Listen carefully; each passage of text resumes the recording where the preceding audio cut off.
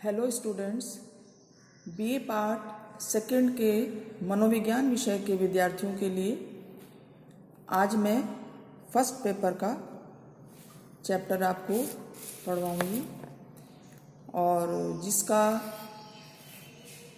Heading है असामान्य व्यवहार के कारण। असामान्य व्यवहार के कारण बहुत सारे हो सकते हैं, क्योंकि असामान्य व्यवहार बहुत तरह के होते हैं, जैसे साइकोसिस, साइकोन्यूरोसिस, व्यक्तित्व विकृतियाँ, चरित्र विकृतियाँ, ये सभी असामान्य व्यवहार के अंतर्गत आती हैं और इनके अनेक कारण हो सकते हैं। तो ऐसा नहीं कह सकते हैं कि असामान्य व्यवहार या एबनॉर्मल बिहेवियर का कोई एक या दो कारण है। कई बार कई मानसिक रोगों में एक से लक्षण दिखाई देते हैं, लेकिन फिर भी मनोवैज्ञानिकों ने ये प्रयास किया है कि असामान्य व्यवहार के कुछ सामान्य जो कारण हैं वो कौन कौन से हैं। तो असामान्य व्यवहार के जो मुख्य कारण हैं वो हैं जैविक कारण, मनोवैज्ञानिक कारण, सामाजिक सांस्कृतिक कारण। तो सबसे पहले मैं आपको बताऊंगी जैविक कारण कौन से हैं। जैविक कारण या बायोलॉजिकल जो फैक्टर्स हैं उनमें अनेक प्रकार के कारण आते हैं। जैसे जैविक कारणों में सबसे पहले है वंशानुक्रम। वंशानुक्रम असामान्य व्यवहार विकसित करने में एक बहुत महत्वपूर्ण रोल अदा करता है, क्योंकि ये देखा गया है कि अगर वंश में कोई मानसिक रोग रहा है तो आगे उस वंश में उत्पन्न होने वाले जो बच्चे हैं उनमें भी यह विकृति उत्पन्न होने की संभावना रहती है। इस बारे में बहुत सारे अध्ययन किए हैं, जैसे डगडेल और जूक्स ने फैमिली हिस्ट्री का अध्ययन करके ये पता लगाया। इसी तरह से गोडार्ड ने कालिकाक नाम का एक नाविक था, उस पर अध्ययन किया और ये बताया कि जो मानसिक रोग जिस परिवार में होते हैं उसके बच्चों में मानसिक रोग होने की संभावना ज़्यादा रहती है। इस संबंध में ये देखा गया है कि जैसे मिर्गी, उन्माद विषाद, साइकोसिस, मनोविदलन जैसे जो गंभीर मानसिक रोग हैं इनका संबंध वंशानुक्रम से घनिष्ठ रूप से पाया गया है। इस संबंध में कोलमैन ने एक अध्ययन किया। उन्होंने ये अध्ययन किया कि मानसिक रोगियों से जो निकट के संबंधी हैं जैसे माता पिता और जो दूर के संबंधी हैं जैसे सहोदर हैं या और रिश्तेदार हैं, उनके बीच में क्या संबंध है। तो उन्होंने ये देखा कि मनोविदलन रोगी से जो संबंध है वो आइडेंटिकल ट्विंस में एक समान यमज मतलब एक ही सेल से उत्पन्न होने वाले जो बच्चे, जो जुड़वां बच्चे होते हैं उनमें 86% यह रोग होने की संभावना रहती है। जो फैटर्नल ट्विंस हैं या भातृ यमज हैं, मतलब अलग अलग सेल से एक ही समय उत्पन्न होने वाले बच्चे जो हैं उनमें 14% ये मानसिक रोग हो सकता है। माता पिता में अगर ये रोग है मनोविदलन तो बच्चों में 16.4% संभावना रहती है ये रोग होने की। तो इस तरह से जैसे जैसे रोगी का संबंध निकट होता जा रहा है प्रतिशत उतना ही बढ़ता चला जा रहा है।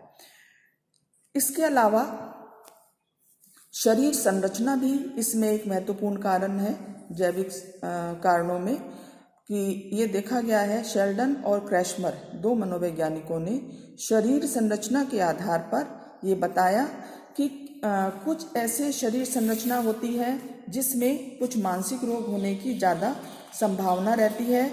तो शरीर संरचना के आधार पर अलग अलग शेल्डन का वर्गीकरण है और क्रैशमर ने अलग वर्गीकरण दिया है, और हर प्रकार के व्यक्तित्व के हर प्रकार के शरीर संरचना के साथ उन्होंने कुछ मानसिक रोगों को संबंधित किया है। इसी प्रकार से कुछ नलिका विहीन ग्रंथियां हैं जो मानसिक रोगों के कारण होती हैं। नलिका विहीन ग्रंथियां वो होती हैं जो कि डायरेक्ट जिनका हार्मोन है ग्रंथियों से निकलने वाला, वो रक्त में मिल जाता है और व्यक्ति के व्यक्तित्व को प्रभावित करता है। जैसे पीनियल ग्लैंड, ये ग्रंथि मस्तिष्क के पिछले भाग में स्थित होती है और विद्वानों का कहना है कि इस ग्रंथि से निकलने वाला जो हार्मोन है वो शारीरिक गति और काम संबंधी क्रियाओं का संचालन करता है। इसी तरह से पीयूष ग्रंथि जो है, जो मस्तिष्क में स्थित होती है, वो व्यक्ति के विकास को प्रभावित करती है। अगर इससे निकलने वाला जो हार्मोन है वो असंतुलित हो जाए, कम या ज़्यादा हो जाए, तो व्यक्ति या तो अधिक लंबा हो जाता है, अधिक सक्रिय होने पर लंबा हो जाता है, और विकास कम हो जाने पर वो छोटा रह जाता है। इसी तरह से थायराइड ग्लैंड जो कि गले में स्थित होती है, इससे थायरोक्सिन नाम का हार्मोन निकलता है। अगर ये ग्रंथि कम या ज़्यादा काम करे, मतलब असंतुलित इसका काम हो, तो व्यक्ति में बेचैनी, चिड़चिड़ापन, उसका जो व्यक्तित्व विकास है वो भी अधूरा रह जाता है, और गॉइटर नाम की इसमें बीमारी व्यक्ति को हो सकती है।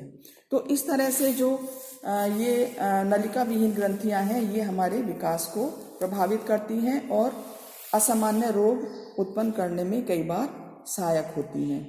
इसी तरह से और भी ग्रंथि हैं, जैसे इंसुलिन ग्लैंड है, थाइमस ग्रंथि है, लिंग ग्रंथि है। इन ग्रंथियों का अगर असंतुलन हो तो मानसिक रोग उत्पन्न होने की संभावना रहती है। इसके अलावा नलिका विहीन ग्रंथियों के अलावा जो अन्य जैविक कारण है वो है शारीरिक दोष और अपंगता। ये देखा गया है कि जिन बच्चों में किसी तरह का शारीरिक दोष होता है, शारीरिक दोष से मतलब कोई अपंगता होती है, तो उनमें एक तरीके से हीनता की भावना उत्पन्न होने की संभावना रहती है। और ये अपंगता कई बार तो जन्मजात होती है और कई बार अर्जित होती है, मतलब बाद में जन्म के समय नहीं होती है, लेकिन बाद में कई बार किसी दुर्घटना में या किसी अन्य कारण से विकसित हो जाती है। तो इस तरह की जो अपंगताएं हैं या जो कमियां हैं व्यक्ति के शरीर में, उससे मानसिक रोग उत्पन्न होने की संभावना रहती है। ये तो थे जैविक कारण। और जो मनोवैज्ञानिक कारण है, मनोवैज्ञानिक कारण, उसमें जो सबसे पहला कारण है वो है प्रारंभिक वंचन। प्रारंभिक वंचन का मतलब है कि हर बच्चे को बचपन में अपने माता पिता, अपने संबंधियों से प्यार, दुलार, स्नेह पाने की एक नीड होती है, आवश्यकता होती है। अगर इन आवश्यकताओं की पूर्ति ना हो तो बच्चे में संवेगात्मक रूप से, मानसिक रूप से कुछ ऐसी विकार उत्पन्न होने की संभावना हो जाती है जिससे कि आगे चलकर मानसिक रोग उत्पन्न हो सकते हैं। इसको प्रारंभिक वंचन कहते हैं। अब ये जो वंचन है वो बचपन में जितना अधिक होगा उसका ज़्यादा प्रभाव व्यक्ति के आगे के जीवन पर पड़ता है। मनोवैज्ञानिक कारणों में जो दूसरा कारण है वो है दोषपूर्ण लालन पालन। कई बार माता पिता बच्चों का लालन पालन करने में चूक कर देते हैं, या तो माता पिता अत्यधिक लाड़ प्यार करते हैं बच्चों को, या बिल्कुल उनको उनको अवॉइड करते हैं, या उनकी देखभाल बिल्कुल नहीं करते हैं। या कई बार क्या होता है, माता पिता की बालक से बहुत बड़ी अपेक्षाएं होती हैं कि वो IAS बने, इंजीनियर बने, और बच्चे में योग्यता होती नहीं है मान लो, तब ऐसी स्थिति में वो डिप्रेशन का, तनाव का शिकार होता है। इसी तरह से बालक और माता पिता के बीच में कई बार दोषपूर्ण संबंध होते हैं, अच्छे संबंध नहीं होते हैं, और बच्चे को उचित प्रोत्साहन जो मिलना चाहिए पेरेंट्स से वो नहीं मिल पाता है। कई बार दोषपूर्ण अनुशासन भी होता है, या तो बहुत कठोर अनुशासन होता है या बहुत ही ढीला अनुशासन होता है। दोनों ही स्थिति में व्यक्ति के व्यक्तित्व पर, विकास पर विपरीत प्रभाव पड़ता है। इसी तरह से कई बार बच्चों से जो उच्च अपेक्षाएं होती हैं माता पिता की, वो भी हानिकारक प्रभाव डालती हैं बच्चे के ऊपर। तो इस तरह से बच्चे और माता पिता के में कई बार दोषपूर्ण संबंध होते हैं। भग्न परिवार, ब्रोकन होम्स, जैसे विवाह या तलाक, वैवाहिक संबंध विच्छेद या घर के लड़ाई झगड़े, ये सब जो हैं बच्चे पर विपरीत प्रभाव डालते हैं। इसी तरह से दोषपूर्ण किशोरावस्था होती है। किशोरावस्था में, क्योंकि किशोरावस्था एक तनाव और संघर्ष की अवस्था है, और इसमें अगर बच्चे की ठीक से ध्यान से देखभाल ना की जाए, उस पर ध्यान ना दिया जाए, तो कई प्रकार के उसमें व्यक्तित्व विकृतियाँ या चरित्र विकृतियाँ उत्पन्न हो सकती हैं। तो ये सारे जो कारण हैं वो मानसिक रोग उत्पन्न होने में सहायक हैं। तो ये मनोवैज्ञानिक कारण थे। तीसरा जो है वो है सामाजिक सांस्कृतिक कारण।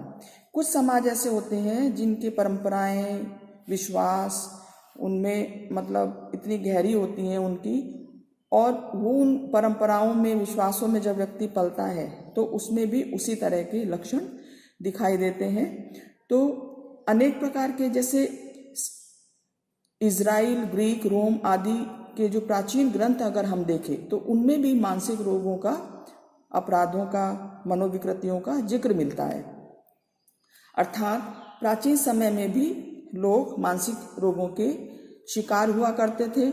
तो किसी समाज की संस्कृति, संगठन, परंपराएं वो मानसिक रोग उत्पन्न करने में सहायक होती हैं। तो सामाजिक सांस्कृतिक कारक अनेक प्रकार के हो सकते हैं, जैसे दूषित पास पड़ोस। अगर आपके पड़ोस में कोई अपराधी, कोई व्यभिचारी, इस तरह के लोग रहते हैं तो उसका प्रभाव बच्चों के व्यक्तित्व पर पड़ना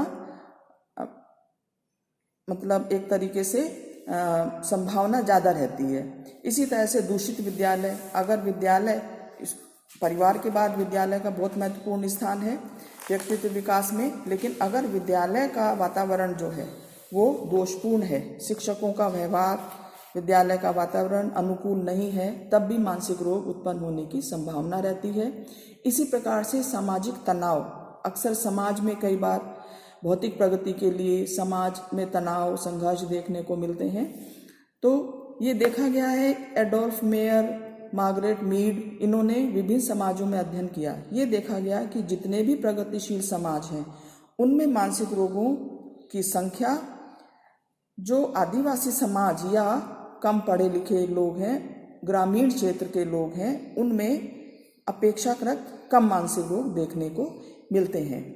इसी तरह से अनेक प्रकार के अध्ययन किए गए हैं जिसमें ये देखने की कोशिश की गई कि समाज और संस्कृति का क्या प्रभाव पड़ता है। इसी तरह से युद्ध की परिस्थितियों का भी मानसिक रोगों को उत्पन्न करने में बहुत ज़्यादा योगदान है। अक्सर देखा गया है कि युद्ध के समय मानसिक रोगियों की भर्ती अस्पतालों में बढ़ जाती है, क्योंकि व्यक्ति भय, आतंक, असुरक्षा अनुभव करता है और ऐसे में मानसिक रोगों का शिकार हो जाता है। इसी तरह से तीव्र सामाजिक परिवर्तन जब होते हैं तब भी मानसिक रोग उत्पन्न होने की संभावना रहती है। और इसके अलावा समाज में व्याप्त पूर्वाग्रह, विभिन्न प्रकार के संघर्ष, तनाव, बेरोजगारी, भ्रष्टाचार, औद्योगिकरण, कुछ ऐसे, और फिलहाल में देखो आप जो समाज में एक सामाजिक परिवर्तन आया है कोरोना के विषय में, तो एक महामारी, तो आप ये देखिए कि बहुत लंबे समय तक शायद ये चलने वाली महामारी है और जिसका विपरीत प्रभाव मानसिक रोगों पर देखने को मिल सकता है। व्यक्ति डिप्रेशन का शिकार हो सकते हैं, अकेलेपन का शिकार हो सकते हैं, तनाव का शिकार हो सकते हैं। तो समाज में समय समय पर जो परिवर्तन होते रहते हैं या जो संघर्ष या जो चैलेंजेस आते रहते हैं, उनका व्यक्ति के मानसिक विकास पर बहुत अधिक प्रभाव पड़ता है।